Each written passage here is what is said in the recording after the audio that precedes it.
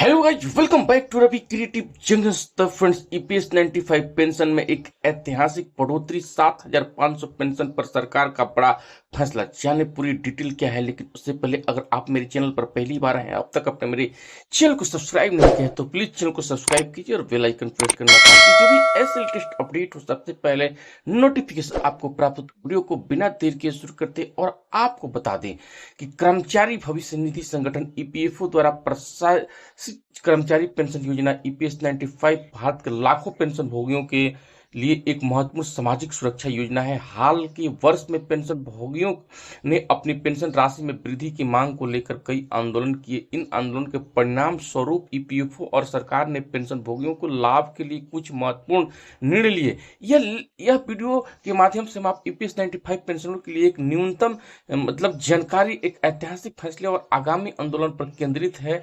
और इस वीडियो में हम आपको सभी ईपीएस जो है 95 पेंशनर के लिए उपयोगी है, जो कि अपने पेंशन और उससे जुड़े लाभों के बारे में जो है एक न्यू अपडेट जानकारी प्राप्त करना चाहते हैं। हम पेंशन में वृद्धि, पात्रता और मानदंड और आगामी परिवर्तन पर भी इस वीडियो के माध्यम से चर्चा करने वाले हैं। तो आपको बता दें कि ईपीएस 95 क्या है। ईपीएस 95 जो है कर्मचारी पेंशन योजना ईपीएस 95 16 नवंबर 1995 को की गई थी। यह योजना संगठित क्षेत्र के कर्मचारी को उनकी सेवानिवृत्ति के बाद नियमित आय प्रदान करने के लिए बनाई गई। ईपीएस कर्मचारी भविष्य निधि संगठन ईपीएफओ के अधिकार है में है। इस योजना के तहत जो है कर्मचारी को उनकी सेवाओं, अवधि और वेतन के आधार पर मासिक पेंशन मिलती है। ईपीएस 95 की विशेषता क्या है, आपको बता दूं मैं कि सबसे पहले जो है सेवानिवृत्ति के बाद वित्तीय सुरक्षा प्रदान करना। संगठित क्षेत्र के कर्मचारियों के लिए पेंशन योजना मासिक पेंशन राशि सेवा अवधि और वेतन पर निर्भर करती है। तो पेंशन वृद्धि की आवश्यकता क्यों हुई?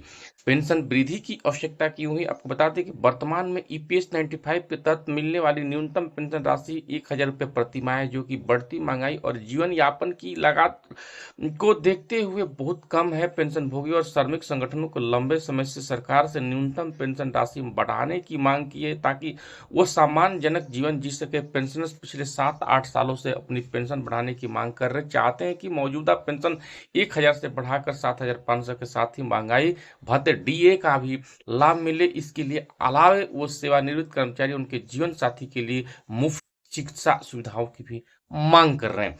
ईपीएफओ पेंशन में संभावित वृद्धि है।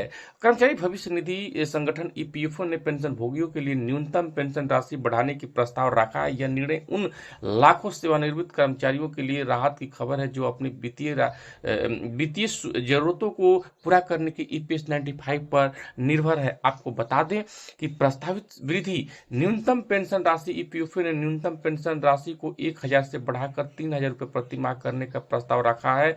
वेतन सीमा में वृद्धि, केंद्र सरकार यूनियन बजट 2025 में ईपीएफ और ईपीएस 95 के तहत वेतन सीमा को 15,000 से बढ़ाकर 21 रुपये करने का प्रस्ताव किया है। पेंशन वृद्धि के माप जो है पात्रता मानदंड जो है, ईपीएफ पेंशन वृद्धि में 2025 का लाभ उठाने के लिए कर्मचारी को कुछ पात्रता मानदंडों का भी पूरा करना होगा। कर्मचारी ने कम से कम 10 साल तक सेवा की हो।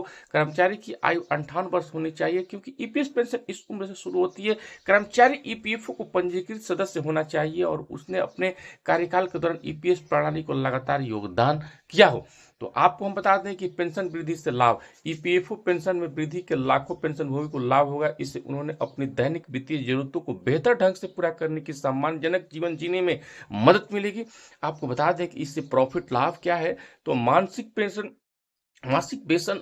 राशि में वृद्धि से वित्तीय सुरक्षा को सुधार, बढ़ती महंगाई और जीवन यापन की लागत से निपटने में मदद, बेहतर स्वास्थ्य सेवाएं और अन्य सुविधा प्राप्त करने में आसानी होगी। ईपीएफओ की आगामी बैठक, ईपीएफओ के केंद्रीय न्यास बोर्ड सीबीटी की एक बैठक 28 फरवरी 2025 को होने वाली है, जिसमें वित्तीय वर्ष 2024-25 के भविष्य निधि जो है जमा पर ब्याज के दौरान फैसला किया जाएगा। इस बैठक में पेंशन वृद्धि के मुद्दे पर भी चर्चा हो सकती है। सरकार का रुख है, केंद्र सरकार ने ईपीएफओ के तहत कवर किया 78 लाख से अधिक पेंशन भोगियों की लंबे समय से लंबित मांगों पर सकारात्मक रुख दिखाया गया। वित्त मंत्री निर्मला सीतारमण के साथ ईपीएस 95 सेवानिवृत्त कर्मचारी एक प्रतिनिधिमंडल को मुलाकात की और न्यूनतम पेंशन को 7,500 प्रति माह तक बढ़ाने की मांग दोहराई। वित्तीय मंत्री प्रतिनिधिमंडल को आश्वासन देकर उनकी मांगों पर विचार किया।